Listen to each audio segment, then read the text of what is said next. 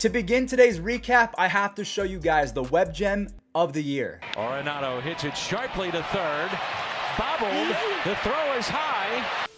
What's up, everyone? It's Fuzzy. Welcome back to yet another MLB recap. There is a lot to go over today. Nolan Arenado, for the second time in his career, hit for the cycle. Tony Gonsolin might officially be the new ace for the LA Dodgers, and an Astros pitcher became the first pitcher ever to accomplish this feat. Remember, guys, use code Fuzzy on SeatGeek if you're going to any baseball games or concerts anytime soon. And also, we are so close to 400,000 subscribers. Let's see if we can get there before the All-Star break, because a lot of you guys just recommend on YouTube suggesting the videos. So if you're going to watch them every single day, just hit that sub button. Now, this first game, we're going to go ahead and just fast forward all the way to the 9th inning, because Byron Buxton, he put the team on his back and he walked it off. That is a 2-run homer to win it, and he should be in the All-Star game with 21 home runs, a 151 OPS plus, and it's clear that his main objective is staying healthy, because he only has one stolen base on the year, despite being in the top 3 or 4% in sprint speed. So the Twins probably said, hey, for the love of God, just stay put if you get on base. Now, this next game, if you're a Boston fan, one loss must have felt like 10 losses, because they watched their team go up by 4, and then they saw that lead evaporate inning by inning. It eventually all came to a head when rookie Christopher Morel popped off again. The kid hit it out of the park. Literally, it left everything. That is 8 home runs, 7 stolen bases, and a 132 OPS plus in his first 41 games. That is really good. Then Jake Diekman's arm fell off again as he throws a wild pitch, allowing the go-ahead run to score, and Chicago's bullpen was nails the rest of the way. The Cubs, they do just enough to steal a 1-run ball game, and David Robertson now has 10 saves and a 1.8 ERA. Not bad for a 37-year-old. Okay, so this would have been the perfect time for the Jays to show up, and they did. The Phase 2 All-Star candidates, Bo Bichette and Vladimir Guerrero Jr., they both ripped 2-run doubles, making it 4-0 before you could get back from the bathroom. There's another All-Star candidate. Mr. Kirk is hitting .318 with an insane 3.2 WAR on the season. Barrios was pretty solid. Springer, Guerrero, and Gurriel, they all drive in an RBI to almost push it to 10 runs. So the Jays and the Red Sox, they do some flip-flopping. The Jays kind of hand the Red Sox an Uno reverse card in the standings, as Toronto is now back ahead by 1 game. There was a cycle in this one, so let's break it all down. Nolan Arenado had an RBI triple, then he had a 2-run double, but the Phillies fight back in the 8th with Moniak, I can't remember how to say his last name. He plays Garrett Stubbs, and I just pray that Mickey can get it going. He's a former #1 overall pick. Schwarber and Hoskins do the dirty work to even up the score at 3-3, and the rookie does it again. Long ball, Derek Hall, that is 3 on the season, and Hoskins adds a little insurance run. And I just want to mention that, yes, Nolan Arenado in the 8th inning did secure his 2nd cycle of his career, but they lose the game because Brad Hand, I'm going to knock on wood before I say this because I don't want to jinx him. That is his 3rd save. He struck out 2, and he's been pretty good on the season, and the Phillies have now won 2 in a row. So let's see if they can gain some ground on the Atlanta Braves. Austin Riley is a big human, and I thought that he was hovering around 12, 13 home runs. That's 19 home runs, which kind of blew my mind. And Swanson, my goodness, he is fighting for that starting spot in the All-Star game. He's hitting .300 with 14 home runs, 46 RBIs, 11 stolen bases, a really good 134 OPS plus. Max Fried, he was frying folks all day long, tossing 7 innings and giving up just 1 run. Duvall and Arcia, along with Riley, they add to the beatdown of the Reds. The Braves and the Phillies now have to hope that the Mets take the L so they can both move up in the standings. So let's talk about the criminally underrated Mark Canha of the Mets. He singles to shallow left to score Francisco Lindor, and Eduardo Escobar belts a massive 3-run home run to cap off a 4-run 4th inning, I believe it was. David Peterson did allow a few runs, but he didn't walk anyone and struck out 10 across 6. Sugar, Edwin Diaz, he comes in for a save opportunity. He strikes out 2 just like Brad Hand en route to collecting his 17th save. Absolutely nothing changed with the standings because all 3 of the top dogs in that division, they all won. So let me know in the comments, who do we expect to survive from this division? Do we think that Philly is going to storm back? Do we think the Braves are going to be in first by the end of the season? What are your predictions? Regardless, one of those 3 teams is most likely going to have to face the Brewers in the playoffs at least once, and my goodness, they embarrassed the Pirates 19-2. Good Lord. Like, this was so bad, I'm not even going to really highlight any specific player, as 4 different Brewers hitters came away with a multi-RBI performance, and even Corbin Burns showed up. He struck out 5 over 6 pretty solid innings. And yeah, honestly, if you were a Pittsburgh fan and you watched all the way until the end, you deserve a Chipotle burrito with extra guac because that was a nightmare. Rowdy Tellez, 16 home runs, 53 RBIs. Willy Adames, 16 home runs, 45 RBIs. Yelich is hitting .335 in his last 13 games. The Brewers are cooking, and they're back to 2 games ahead of the Cardinals. Shohei Ohtani hit a bomb. Okay, cool, great. But this was one of those reminder games that the Astros are still otherworldly, and any AL team who thinks they have a shot at the pennant, you might have to go through Houston first.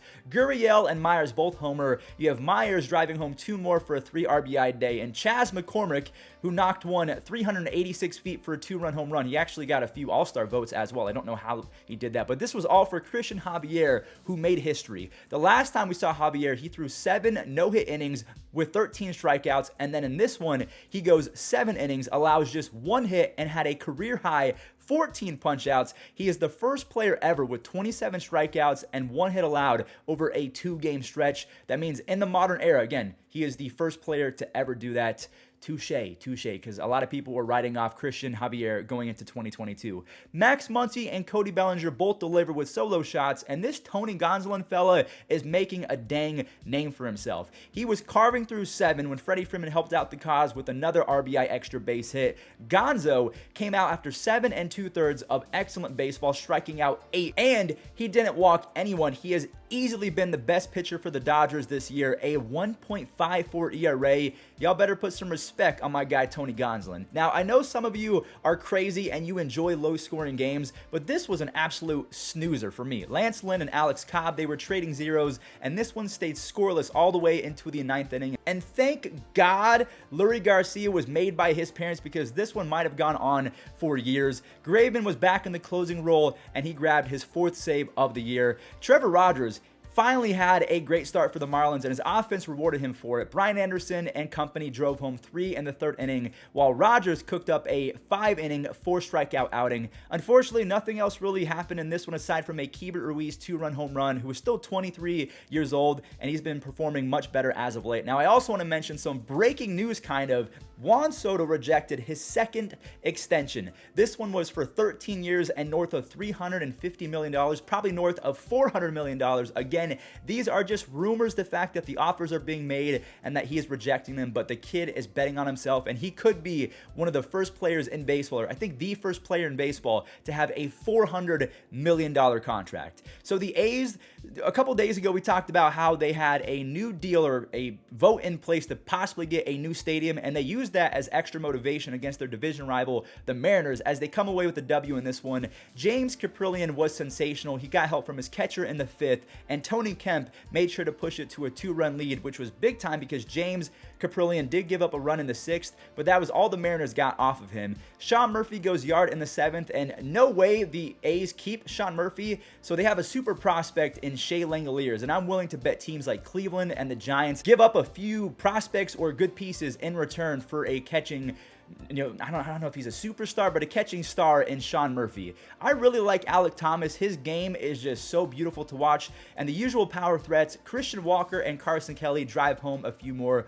The freight train, aka David Peralta, hits this one 420 feet, and Alek Thomas, there he is again. He smokes a 2-run blast, 7 home runs, 4 stolen bases, and a 113 OPS plus. That's pretty solid for a rookie's first 160 at-bats. Merrill Kelly does not disappoint. Sign me up for this one. 1 earned run in 7 innings.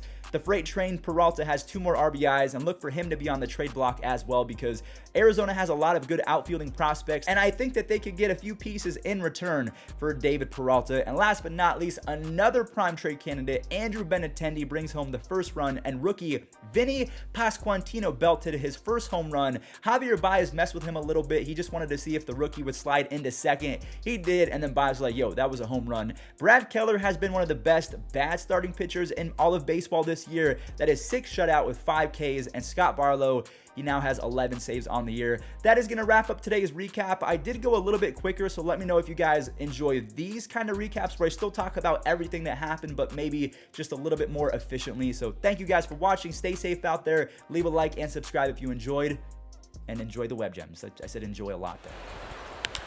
Hit well into left center field. Yastrzemski on the move, and he makes the catch. I think it's his right knee. Watch the right knee hit the wall. And I think that's where he's feeling it. But what a play, and he's getting huge ovation here. Big pitch, 0-2, and he went with it. Hits it a long way, foul territory. Did he make that catch? He did. Wow, what a play. That is outstanding. The speed, yep, it never takes a thing. He punches one out to right field. Varsho with a diving grab. What a play by Dalton Varsho. I thought that ball bounced. No, he got his glove on it. I thought it might have hit the grass first, and Dalton. Arise slashes this down the left field line. McKenna with the dive, and he makes the catch along the way, and he takes extra bases away from Arise. We just mentioned McKenna kept Minnesota off the board by throwing out a runner at the plate. There he takes away. He didn't get down too bad, but it's a little more gentle game. Taylor's got it, and going to third, Grossman. He is out, making the last out at third base. And a high fly ball into center field. Kiermaier's going to go to the wall. He's going to leap and make the catch. The middle to center field to the wall, and it was caught there by Kiermaier. Little trickler here. Rich Hill trying to get to it. Flips on to get him. How about that at the age of 42 to make that play? You know I like to run. Stanley Park's great. This is another play for McMahon. He's going to need help, and he's got it. How pretty was that?